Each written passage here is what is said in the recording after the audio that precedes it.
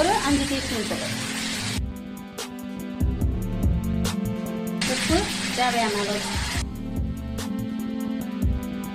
மஞ்சள் பொடி தேவையான அளவு 1/4 டீஸ்பூன்.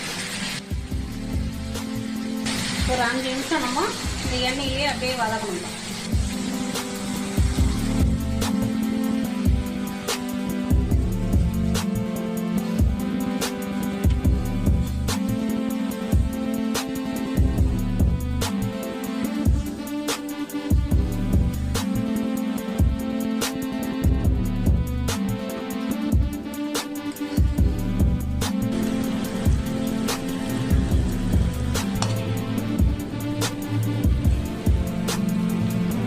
தண்ணி விட்டுக்கலாம்ப்பா. நல்லா 2 டம்ளர் தண்ணி ஊற்றி ஒரு 1/2 அன் ஹவர் மூடி போட்டு வேக வச்சோம்னா நல்லா பஞ்சு மாதிரி வெந்து போயிடும்.